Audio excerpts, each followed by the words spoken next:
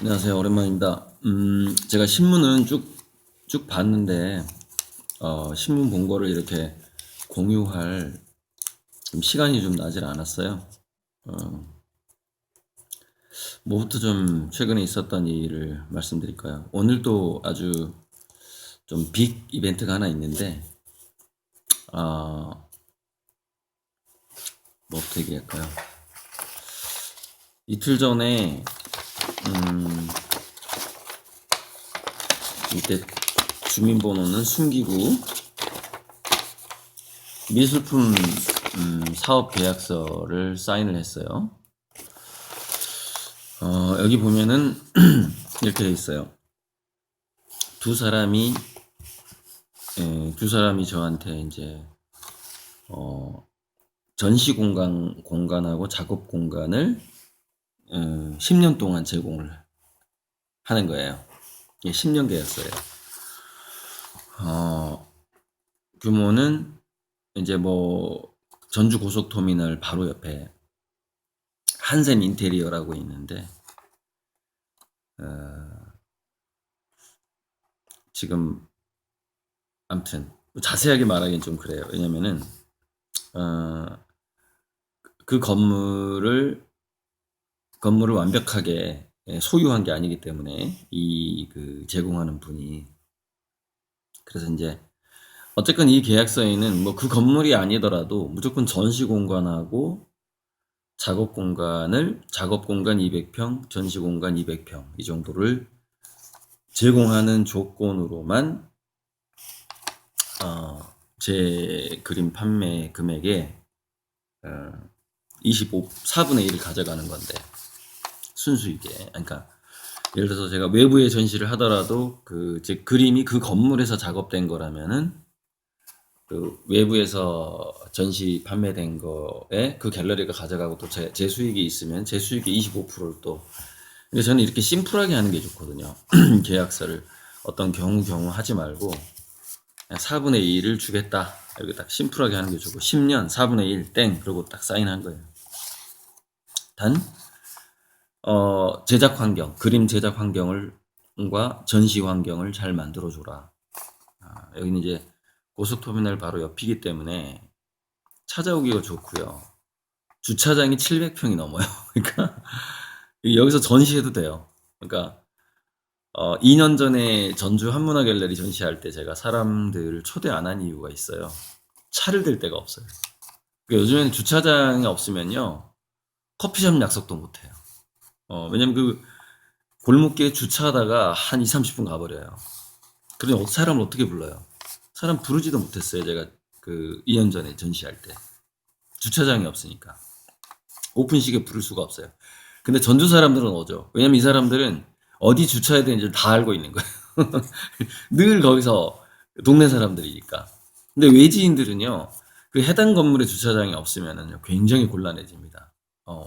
어디 대로 되는지, 어디 되면 딱지가 안 끊는지, 이런 걸 전혀 모르니까. 그래서 이곳은 제가 여기서 개인전을 하더라도, 저녁에 제가 보니까, 오히려 주말에도 한가한 것 같고, 예를 들어서 토요일 날 오픈식을 한다. 그러면은, 한 30대는 그냥 바로, 이 건물 옆에 주차할 수 있는. 그러니까 누군가를 한 100명을 불러서 초대를 해서 그 중에 30명이 올 수 있는, 뭐 이 정도를 할 수 있는 전시 공간으로서는 아주 훌륭하죠. 그래서 전시 공간으로 훌륭하긴 한데, 문제가 뭐냐면, 작업 공간이 제가 원하는 기준이 아니에요. 그러니까 제가 원하는 기준은 200평이라 할지라도 트럭이 그 공간 안에 들어가서 그림을 바로 적재할 수 있어야 돼요. 그게 제가 원하는 기준인데,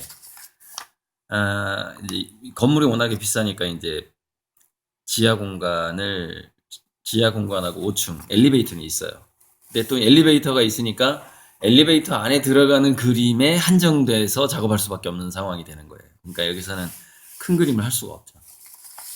어쨌건 간에 뭐 당장에 제가 큰 그림이 팔리는 그런 상황이 아니니까 10년 정도는 이렇게 할 수 있고, 중요한 부분은 이 모든 계약은 그 공간 내에서 제작된 그림에 하는 거예요. 그래서 저는 이분들이, 그러니까 저랑 계약한 이분들이 어, 환경적인 측면을 충분히 제공을 못 해줘요. 제가 재료비는 제가 되는 건데 어떤 환경만 제공하라는 거거든요. 그러면 저는 여기서 그림 안 그려버리면 돼요. 그러니까 얼마든지 사실 이거는 신의 성실이 없으면은 안 지켜도 되는 계약서고 뭐 그런 건데 저 열심히 하겠죠 서로. 왜냐면 이 굉장한 긴장 관계 있거든요. 그러니까 저는 제가 빠져나올 수 있도록 계약서를 쓰는 거예요. 그러니까 독점이라든가 묶이는 걸 워낙에 싫어하니까 제 재량권이 굉장히 많은 거죠. 이 계약서는. 그래서 여러분 제가 지금 여기 이 공간이 상가평수 40평이고 실제 여기 줄자로 재보면 30평밖에 안 나오는데 400평이 생긴 거예요. 이 실평이에요. 거의 400평 나와요. 그러니까 10배 공간이 현재 생겼고 여기서 500평이 더 생겨야 되기 때문에 20배 성장하는 거예요. 공간으로만 따지면 20배. 그러니까 오늘 만나는 분이 이제 건설업, 건축업을 크게 하시는 어떤 사장님인데 일단 500평 작업실을 제안을 해보려고 그래요. 어차피 수익을 나눠주는 조건이니까 500평 작업실은 물론 트럭이 들어가는 조건입니다. 트럭이 그 안에 들어가서 딱 적재할 수 있어야 돼요. 그림을. 안 그러면 굉장히 피곤해집니다. 왜냐면은 재료 옮기는 게 엄청 피곤해져요. 딱 트럭이 들어와야 돼요. 작업실에. 그 정도의 조건으로 20%예요. 그 정도의 조건으로. 전기수도 있고 뭐 그 정도. 그다음에 좀 벽이 이렇게 허술하지 않고 이 정도. 왜냐면 뭐 이렇게 세콤 같은 것도 달아야 되니까. 자, 그 정도고요.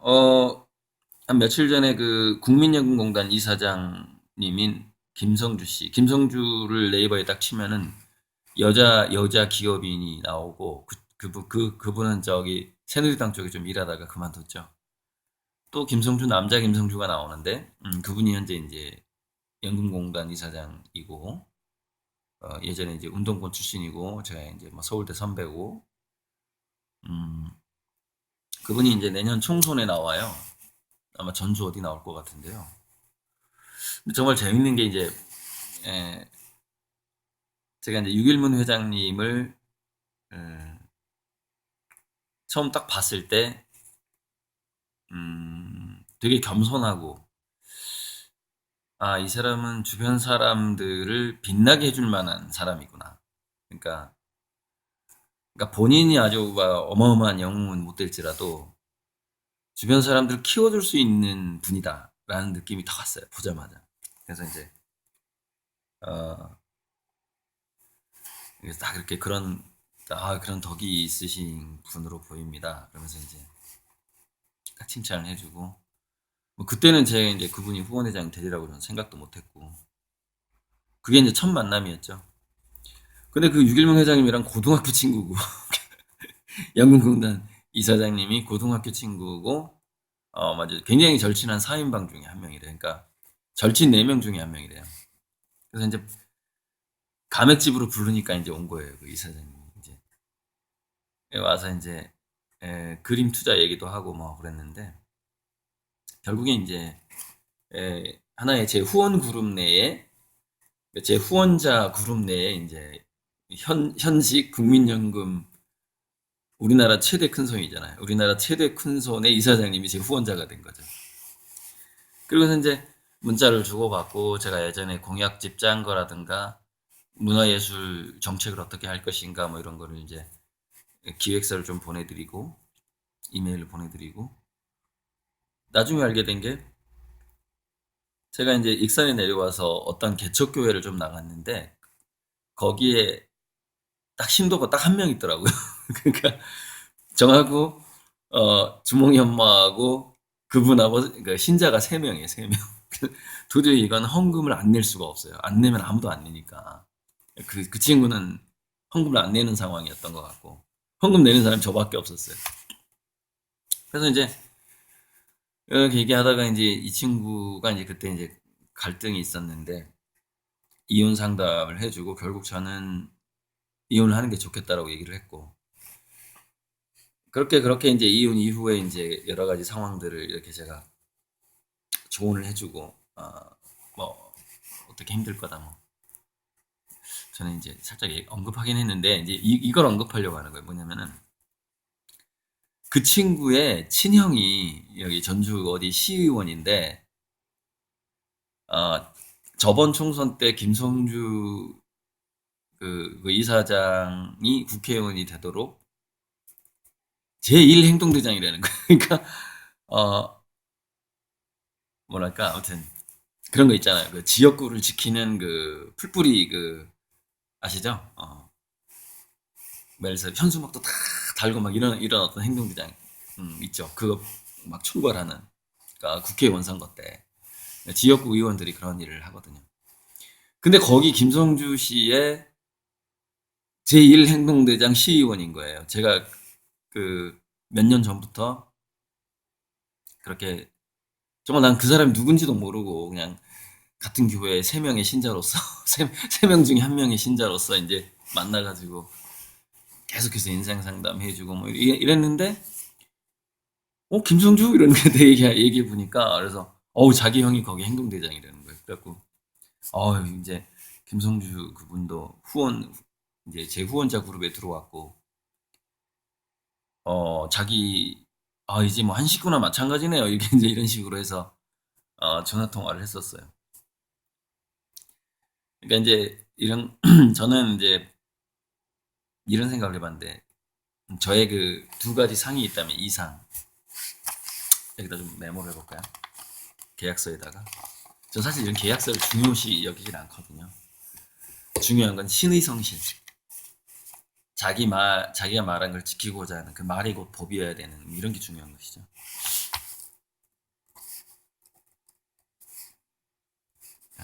이상에 대해서 생각해 봤어요.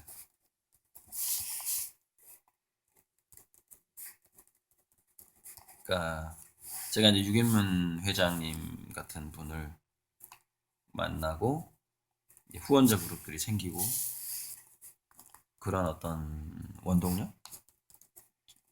저에게는 저를 이끌어주는 신이 저에게 주신 하나의 달란트가 이거다라는 생각을 해봤어요. 상상력, 상생력. 이게 저의 이상입니다.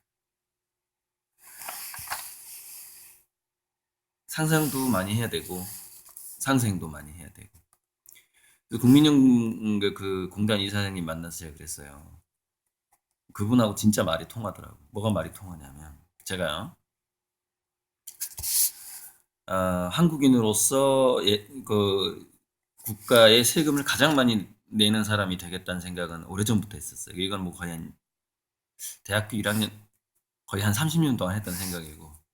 근데 이제 그 꿈이 점점 좀 구체화되면서 어, 기부왕이 되겠다는 생각이 들기 시작했어요. 그래서 그럼 나는 살면서 얼마를 기부할 수 있을까? 이 생각은 언제부터 했냐면 한 2007년, 8년이니까 거의 한 10년밖에 안 됐는데 12년. 나는 얼마를 기부할 수 있을까? 하고 이제 물어보는 거예요. 이렇게 뭔가 제 운명한테 물어보는 거죠. 근데 그게 천조로 답이 나오는 거예요. 천조. 1천조를 기부하는 걸로 나오는 거예요. 1천조 기부면은요. 이건 글로벌한 기부왕이 돼요. 그러니까 전 세계 기부왕이 되는 거예요. 한국의 기부왕이 아니라. 그래서 그러면 나의 어떤 꿈은 전 세계 기부왕이 되는 건가 보다. 뭐 그림을 통해서 뭔가 이루어지겠지. 대충 그렇게 생각하는 거고. 그 얘기를 했어요. 그 영국공단 이사장님한테. 그래서 천조를 기부하기 위한 그러니까 꼭 제 이름으로 기부되는 게 아니에요.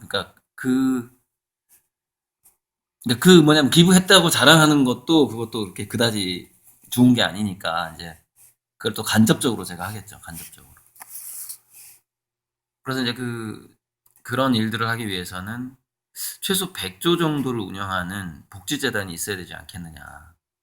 뭐 엔젤 투자도 하나의 기부라고 친다면. 그래서 막 100조 정도를 하겠다 이런 얘기 이제 제가 유튜브에도 전에 말씀드렸고, 뭐 이미 댓글에 제 유튜브 영상 해설란에 여러 번 얘기했죠. 그렇다 했더니 그 국민연금공단에서 미국에 투자하는 금액이 100조 정도 된답니다. 미국 회사에. 그러니까 여기저기 막 투자해서 이제 수익을 손해도 많이 보고 그러잖아요. 근데 미국에 투자한 돈이 100조인데 우리나라 최대 투자자가 근데 이게요 몇 프로라고 얘기하냐면은 0.04%인가 된대요. 여러분 한국 최대의 큰 손이 미국에 투자하는 금액이 미국에 이제 외부에서 투자되는 어떤 여러 가지 돈들이 있을 건데 그게 0.05%도 안 된다는 거예요. 그러니까 0. 아무튼 005 기억이 안 나요. 숫자를. 그러니까 무슨 얘기냐면은 어쨌건 1%도 안 되기 때문에 우리가 미국에 이만큼 투자하는데 어떻게 미국이 그럴 수 있냐 이런 얘기는 전혀 할 수가 없다는 겁니다. 워낙에 미미한 돈이기 때문에 100조가. 뭐 그래서 여러분 이 세상에는요 그 운영자금을 들어보셨을 거예요. 뭐 3경, 4경을 운영하는 데가 있고요. 경. 예. 그러니까 경면 3만조, 3만조. 1000조가 아니라.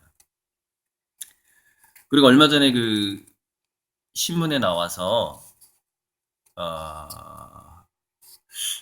이름 까먹어 버렸네. 제가 유튜브에 신문 비전에 얘기를 했어요. 7천조를 운영하는 7천조를 운영하는 미국의 CEO가 이런 얘기를 했다는 겁니다. 저는 신문에서 읽었는데 술자리에서 이제 그 김성주 이사장님이 그 얘기를 꺼내더라고. 그 사람 얘기를. 근데 우리나라는 그렇게 할 수 없다 그러더라고. 그러니까 무슨 얘기냐면 선진국의 국민연금 같은 이런 데서는요. 회의를 통해서 앞으로 우리는 무기 회사라든가 담배 회사는 투자하지 말자. 이런 결정이 이미 옛날에 났답니다. 옛날에. 그래서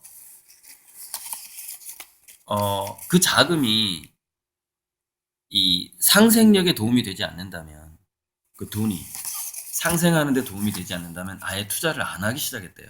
그게 국민 전체들이 모아준 돈인데 근데 재미있게도 거기가 유럽 어디 나라가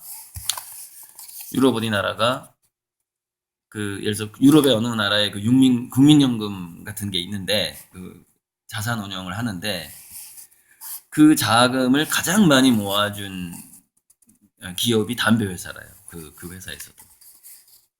그러니까 그 나라에서도. 근데 그러니까 거의 한 그 자금의 3, 40%가 그 국가의 담배 회사에서 나온 거예요. 그래서 자금은 딱 모아놓고 어떻게 될 거죠? 담배 회사를 이제 지원 안 하기로 한 거예요. 그러니까 배신한 거죠. 어떻게 보면 자금을 만들어줬는데 거기 더 이상 지원 안 해. 회의를 통해서. 근데 우리나라 국민연금공단은 그 환경이 전혀 안 된답니다. 왜냐면은 아직까지 우리나라의 투자는 뭐냐? 수익만 나면 다 투자해 이거예요. 그러니까 가치 투자가 아닌 거예요. 우리가 주식 투자할 때도 가치 투자를 하라고 하잖아요.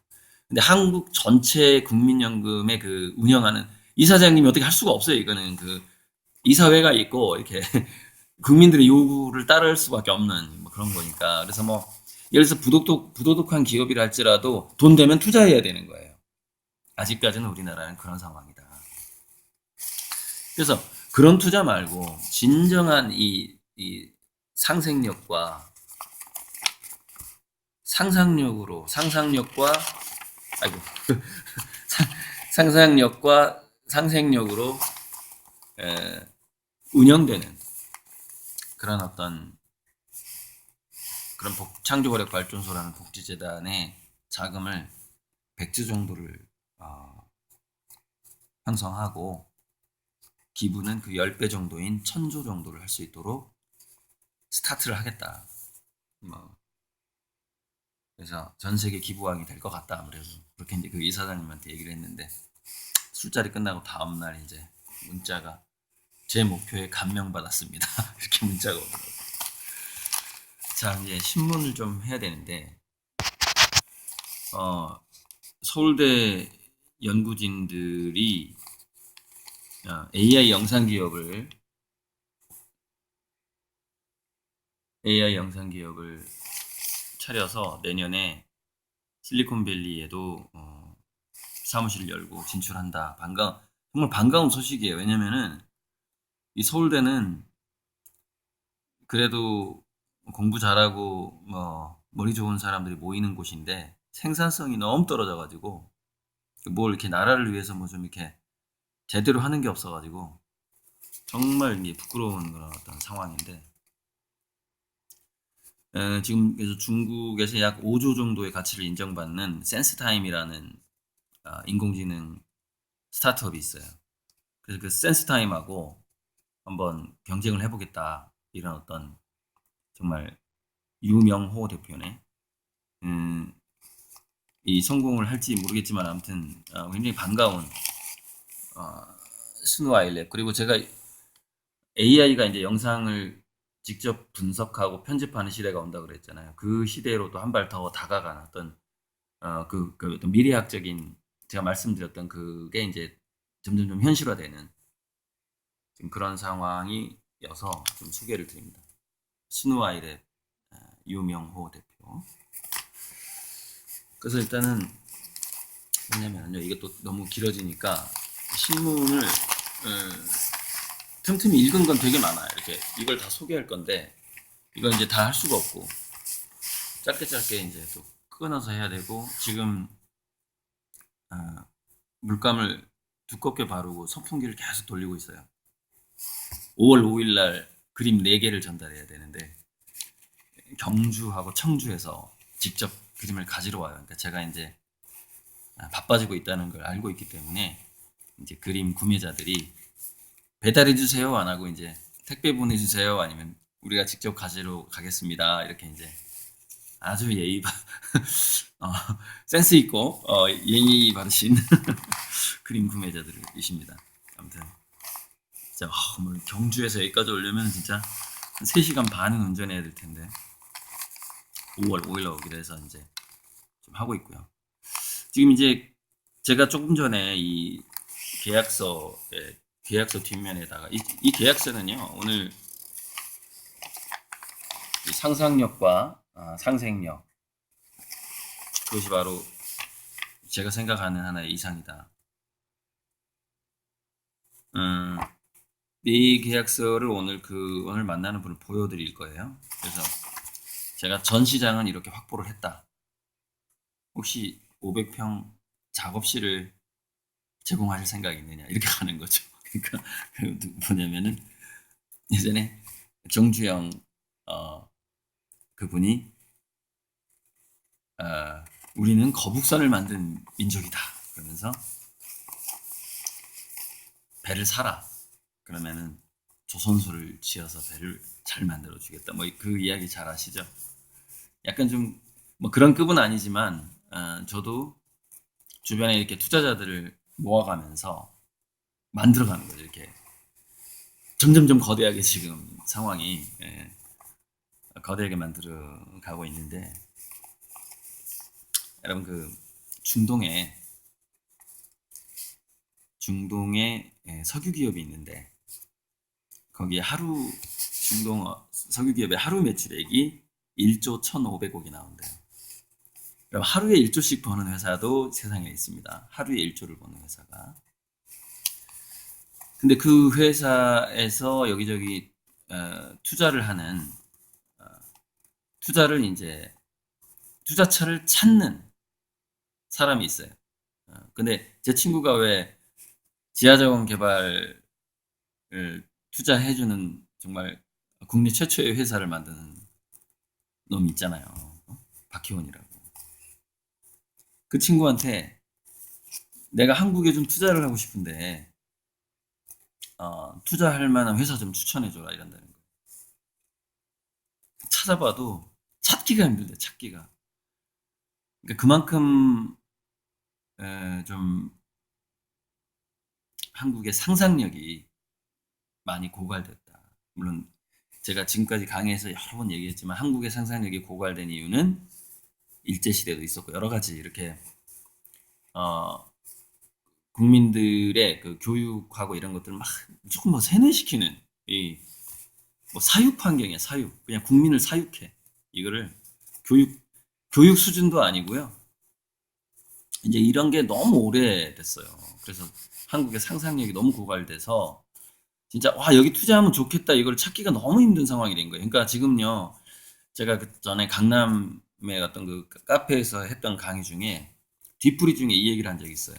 세상에 돈은 넘쳐나는데 상상력이 부족한 것이 문제다. 그 얘기를 한 적이 있거든요.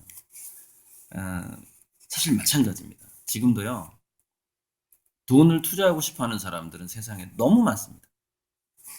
돈이 넘쳐나요. 그걸 따내는 사람이 없을 뿐이에요.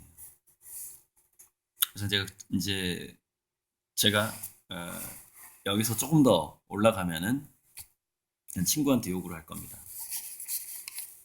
그 중동의 석유회사 하루에 1조 1,500억 그 당시에 이제 한 10년 전, 그냥 8년 전 얘기인데 지금 더 벌지도 몰라요. 한 1조 2천억 벌 수도 있고 뭐 1조 5천억 벌 수도 있고 하루에. 이제 석유값에 따라 좀 달라지죠. 그런 돈, 어마어마한 진짜 그런 조 단위의 그런 돈을 제가 투자받을 수도 있어요. 단 저는 그 때를 기다리는 겁니다. 때를 기다려서 할 건데. 자, 그러면은 그게 이제 그런 돈을 투자받으려면 뭐가 필요하냐면 상상력이 필요한 거예요. 상상력. 그래서 그 상상력을 어떻게 결론적으로 끝내야 되느냐? 상생력으로 끝내야죠.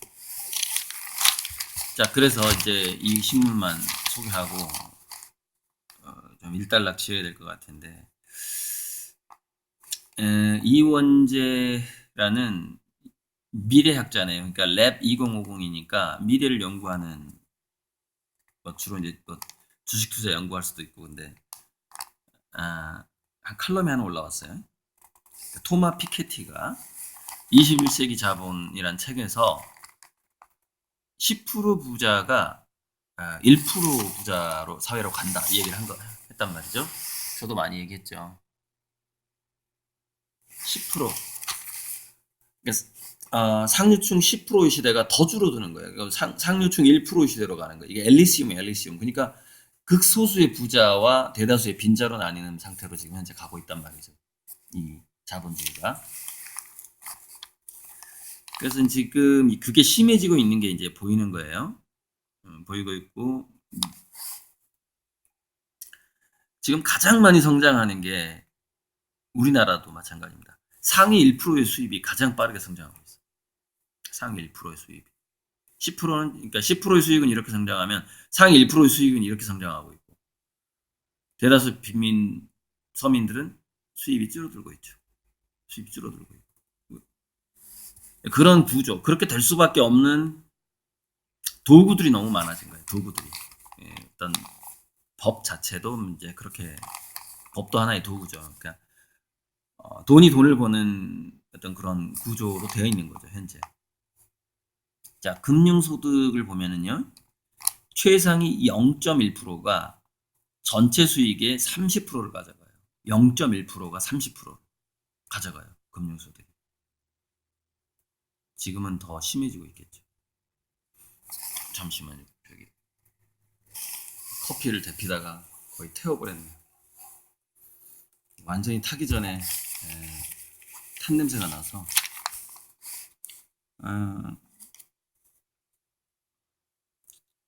그래서 지금 우리나라는 그러니까 금융소득은 그렇게 되는 거고요. 미국 같은 경우에는 상위 1%가 전체 소득의 5분의 1, 20% 이상을 가져간단 말이죠. 우리나라도 이제 그렇게 바뀌고 있죠.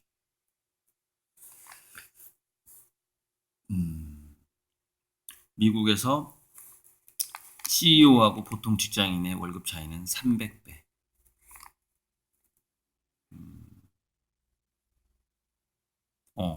그런데 놀랍게도 우리나라가 상위 10%의 소득 집중도가 미국을 초월했답니다.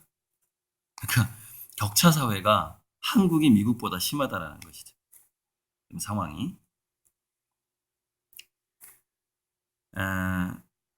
그래서 이 불로소득의 대부분은 상위 1%가 이제 가져가고 이제 뭐 물론 그들은 이제 그걸 불로소득이라고 생각하진 않죠. 그거는 이제 그분들은 이 상상력으로 내가 돈을 벌었다, 이성으로 판단을 잘해서 벌었다 이렇게 생각을 합니다. 그래서 이게 좀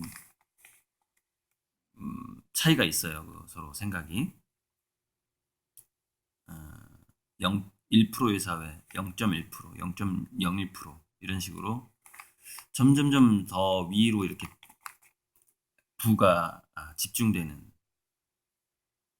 문제가 나와 있는데, 집중되고 있는 이 상황에서 저의 그 그림과 예술이 우리 한국 전체의 상상력과 상생력을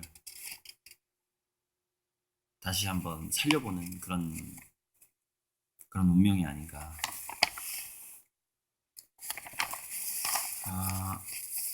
대부분의 부자들은, 거의 대부분이죠.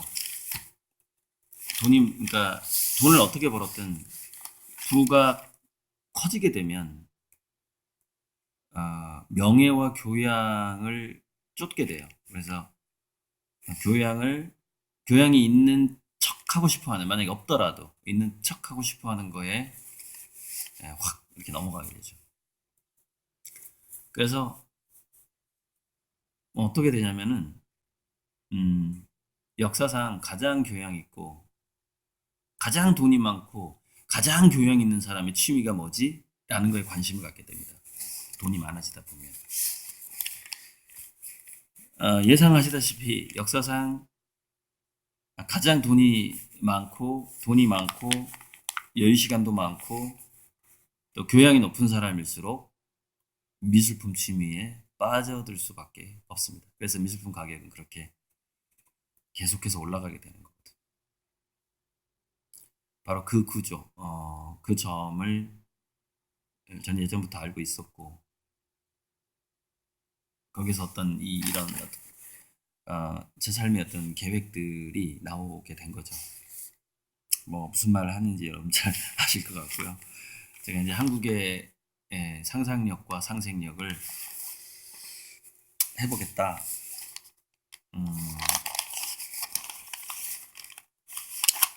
최근에 설립된, 좀 전에 제가 센스타임 얘기했죠. 그러니까 서울대 이 연구진이 스누아이랩으로 센스타임을 한번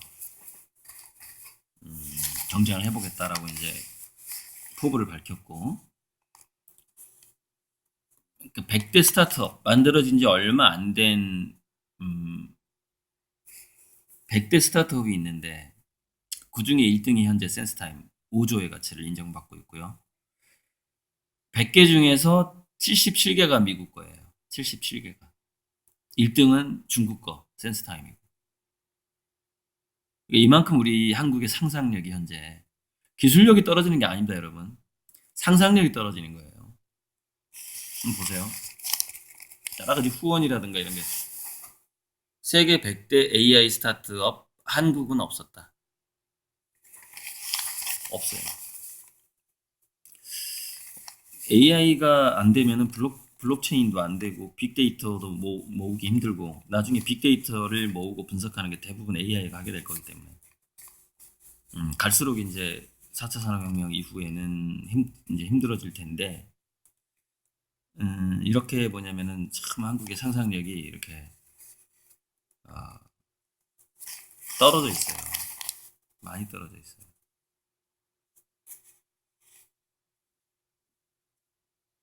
보세요.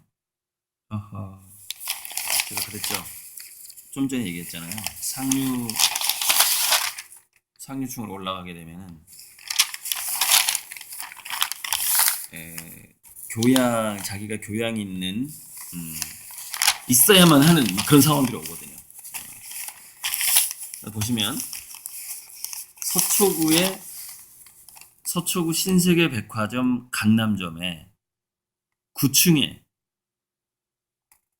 서울 옥션에서 100만 원, 200만 원대겠죠. 또는 500만 원까지 갈 수도 있고. 미술품, 그러니까 백화점에서 미술품을 파는 부스가 만들어졌어요. 예전부터 있었던 일이었나 이거. 그래서 국내외 유명 미술 작가의 작품의 어떤 판화, 에코백, 백, 컵 이렇게 아트 상품들을 이렇게 서울 옥션이 행사를 하고 있구나. 아트 마켓이라고, 아트 슈퍼마켓이라고 15일까지 열리니까 옛날에 했구나. 이렇게 백화점에서 이렇게 예술가들의 그림으로 만든 소품을 파는 행사도 하죠. 그러니까 이런 것들이요. 이런 어떤 행사 자체가 왜 백화점에서 일어나냐면 아까 얘기했던 거예요. 사람은 어떤 경로로든 그러니까 뭐가 먼저인지 몰라요. 어떤 지식과 교양이 먼저 있었는지 아니면 돈을 번 다음에 지식과 교양을 찾는 건지 그거는 순서가 이렇게 바뀔 수가 있어요. 바뀔 수가 있는데 어찌되었건 세계 최고의 부자들은 메디치가 아시죠? 부자들은 예술가를 후원하거나 미술품을 소비하다가 죽습니다. 최고의 부자들. 이상입니다.